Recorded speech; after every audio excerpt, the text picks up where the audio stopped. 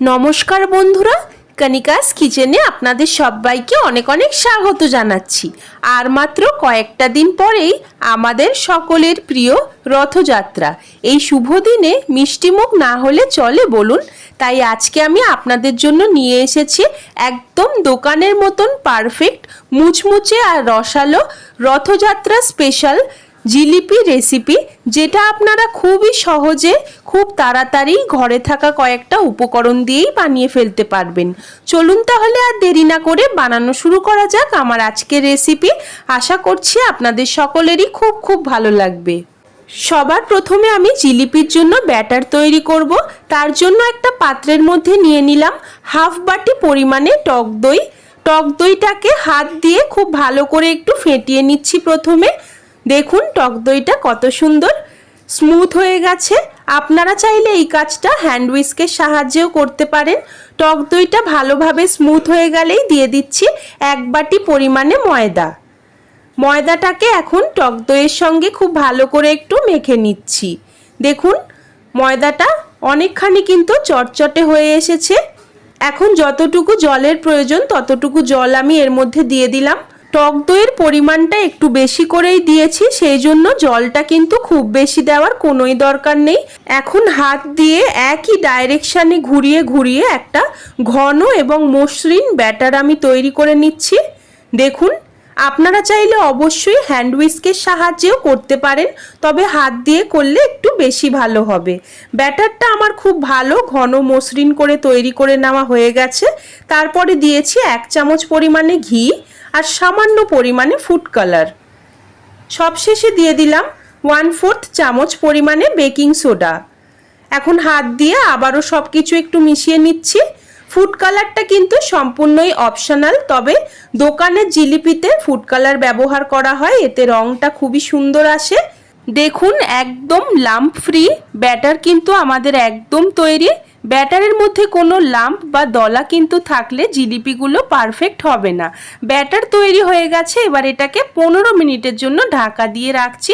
ততক্ষণে আমি চিনির শিরা তৈরি করব। তার জন্য একটা অন্য পাত্রের মধ্যে নিয়ে নিলাম 2 বাটি পরিমাণে চিনি। যে বাটি মেপে আমি চিনি দিয়েছি, এবারে সেই বাটি মেপেই 1 বাটি পরিমাণে দিয়ে দিচ্ছি জল। এবারে মিডিয়াম টু হাই ফ্লেমে চিনির শিরাটাকে তৈরি করে নিচ্ছি। চামচ দিয়ে একটু ভালো করে নেড়ে চেড়ে নিচ্ছি। এর মধ্যে দিয়ে দিচ্ছি 3টে ফাটিয়ে নেওয়া ছোট এলাচ, এতে করে চিনির শিরার গন্ধটা খুব সুন্দর আসবে। এখন দেখুন শিরাটা কিন্তু ফুটতে আরম্ভ করেছে। এই সময় দিয়ে দিলাম 1 চামচ পরিমাণে ভিনিগার। আপনারা চাইলে অবশ্যই পাতিলেবুর রসও এর পরিবর্তে ব্যবহার করতে পারেন সামান্য পরিমাণে। তারপরে দিয়েছি ফুড কালার। ফুড কালার দিলে কালারটা খুবই সুন্দর আসবে, আপনারা এটা স্কিপও করতে পারেন। ফুড কালার দেওয়ার পর ভালো করে আবারও চামচের সাহায্যে একটু মিশিয়ে নিয়েছি। এই ক্ষেত্রে কিন্তু শিরাটা আমাদের একটু আঠালো হবে, কিন্তু খুব বেশি ঘন বা 1 তার 2 তারের শিরা করার কোনোই দরকার নেই। হালকা আঠালো হলেই নামিয়ে নেব। ততক্ষণে আমাদের জিলিপির ব্যাটারটাও খুব ভালোভাবে রেডি হয়ে গেছে। এবার এটাকে আমি একটা সসের বোতলের মধ্যে ঢেলে নিচ্ছি। আপনাদের কাছে যদি এই বোতল না থেকে থাকে, সেক্ষেত্রে আপনারা যে কোনো জিপলক ব্যাগ বা পাইপিং ব্যাগেরও ব্যবহার করতে পারেন। সম্পূর্ণ জিলিপির ব্যাটার আমি ভরে নিয়েছি বোতলের মধ্যে। এবারে আমি এটাকে বন্ধ করে দিলাম। এখন জিলিপি ভাজবার জন্য একটা ফ্রাইং প্যানের মধ্যে দিয়ে দিচ্ছি পরিমাণ মতন সাদা তেল। তেলটা প্রথমে হাই ফ্লেমে খুব ভালো করে গরম করে নিয়েছি, তারপরে ফ্লেমটাকে মিডিয়ামে করে জিলিপিগুলোকে আমি এইভাবে ছেড়ে দিচ্ছি। দেখুন কত সুন্দর হলো। মিডিয়াম টু হাই ফ্লেমেই জিলিপিগুলোকে উভয় পাশ খুব সুন্দর একটু লালচে করে ভেজে নিচ্ছি। একটা জিলিপি দেওয়া হয়ে গেলে আবারও একটা দিচ্ছি। দেখুন প্রত্যেকটা জিলিপি আমি একইভাবে ভেজে নেব। মিডিয়াম টু হাই ফ্লেমে 2 দিক একটু লালচে করে ভেজে নেব। লালচে করে ভাজলে পরে জিলিপিগুলো কিন্তু খুবই মুচমুচে তৈরি হবে, আর জিলিপিগুলো অনেকক্ষণ পর্যন্ত মুচমুচেই থাকবে।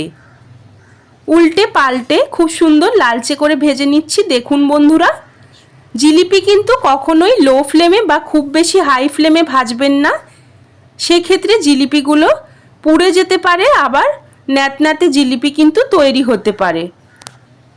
আবারও একটা জিলিপি আমি দিয়ে দিলাম।